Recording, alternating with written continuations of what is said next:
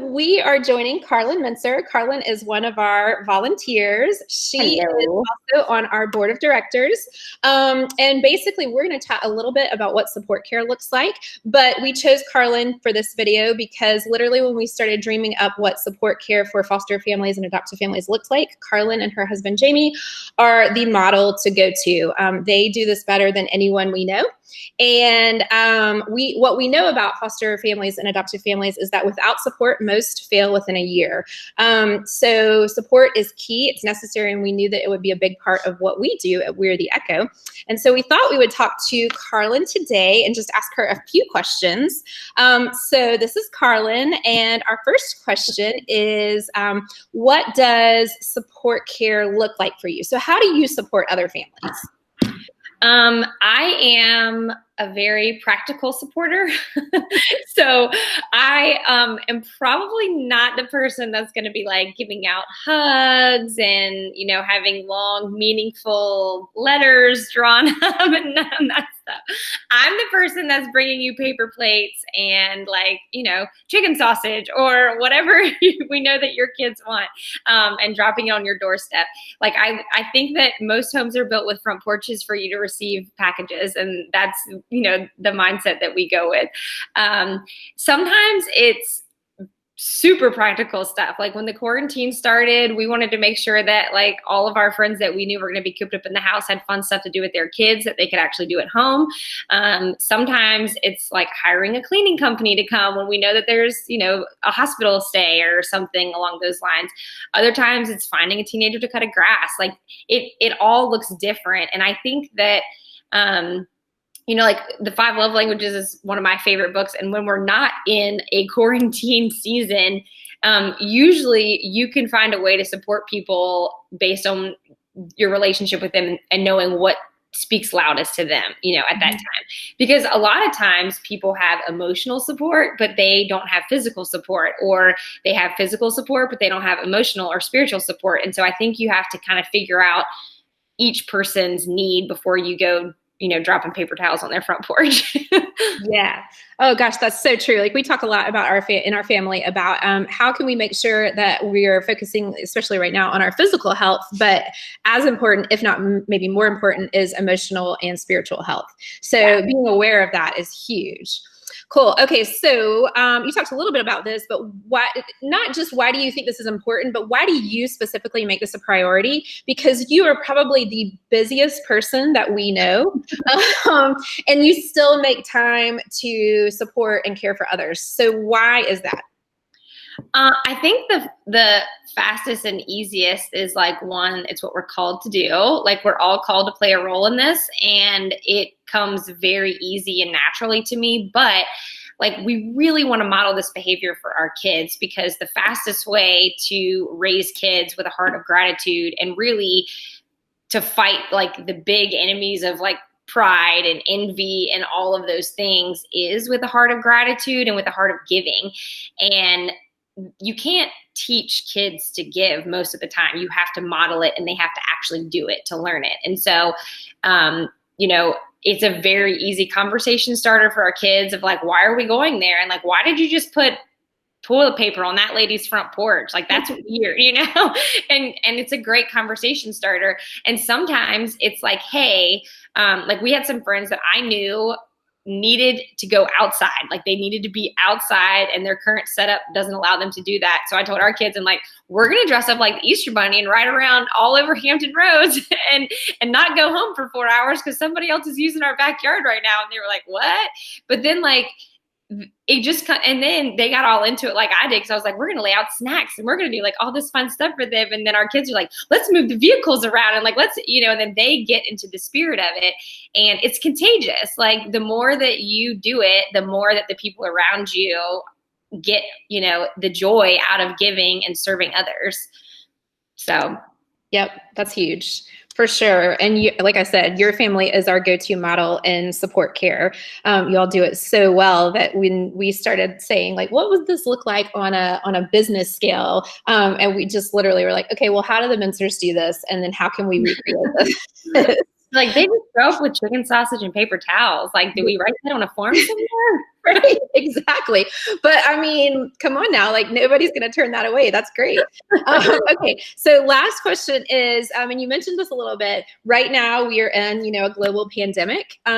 So social distancing. What we know about a lot of foster and adoptive families is they rely on a lot of support, whether that is through like counseling, therapies, the school system. There are a lot of outside sources that help these families succeed. And right now, we're all at home. And how like they're not those things aren't available, or if they are, they're in really unique ways that don't really work. Everybody's kind of learning, everybody's trying to figure out what works well. But what we've seen is you guys are still doing this support care even in the quarantine. So how do you feel like, what are some practical examples, or how do you feel like you are doing this now, maybe when it's probably more important than ever? Yeah. Well, for one, like, we're really like, our work hasn't really slowed down, but we don't have anything else going on. So, and we're very social people. And so we're like, we don't have any events to go to. So like, guess what we're doing, guys? Like, we're dropping off stuff. So like, one thing, we made our Easter egg hunt to go. So we put everything in a bag and we dropped it off on people's front porches. I am a huge proponent of like very practical ways for people to save. Like, a lot of times the first thing to get cut is the resource of delegating a task. So where they would have had help doing XYZ, they now don't. And so we may not be able to help, come over and change G-tubes or whatever your nurse used to do, but we could help cut your grass, or we could drop off dinner made, or, just like the dumbest things that take up time, like washing and cutting fruit takes forever. So like, we tried to make sure that, we're delivering stuff, we're wearing gloves and washing and chopping up. I mean, that's just an example, but anything that would allow margin back to where we all like, we don't have any foster kids in our house right now, but I know that we're having to spend an immense amount of time with our bio kids that we normally didn't spend because they're needing more emotional support from us right now.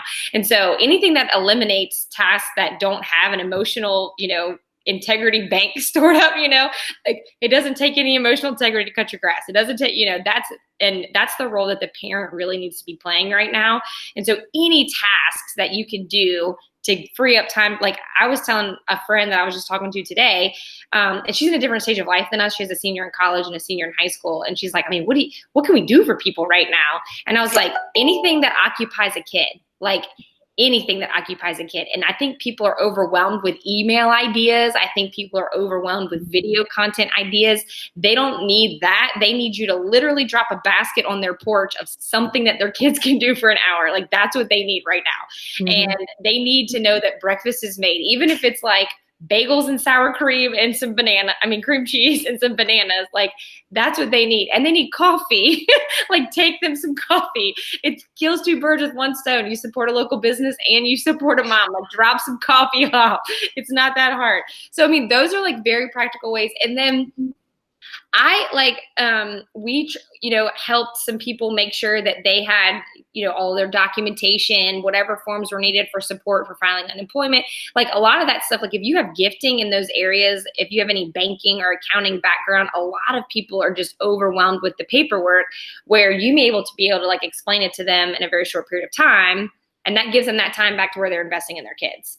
And so, very practical ways like that are easy to offer your service. But quarantine or not, like, the number one rule in being a caregiver is showing up. I'm not saying you show up at their house and knock on their door, but you need to show up. People want to physically know that you're there. And so even if that's a FaceTime, if that's a call, text, whatever, like, just being that person and reaching out and saying, hey, you okay? And like you're one of the hardest people, because I'm always like, what do you need? And you're like, we don't need anything.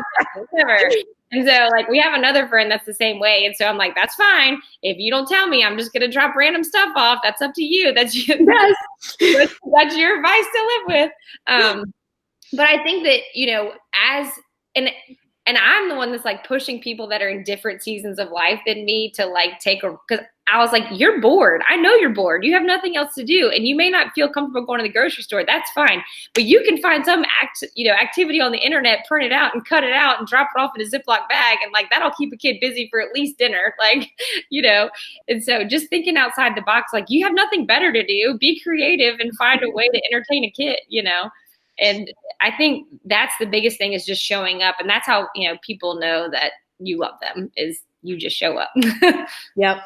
Well, Carlyn, like I said, Carlyn and Jamie and her kids, they do that better than anyone we know. They show up, and they show up over and over again. And they show up when you tell them you don't need anything. Then you think, oh, I really did need this really cool cold brew that we didn't realize you're supposed to dilute it. And we just been drinking it straight, but man, it's good. So I'm not the best at giving directions with my random collection of things that I drop off. I have learned that. You're like, this is weird. Nope, it's perfect. All right, cool. We won't take up any more of your time, but thank you so much, Carlyn, for sharing with us. And guys, if you have any questions about support care, talk to us, or we'll just put you in touch with Carlyn and she'll give you a job. Bye. Bye.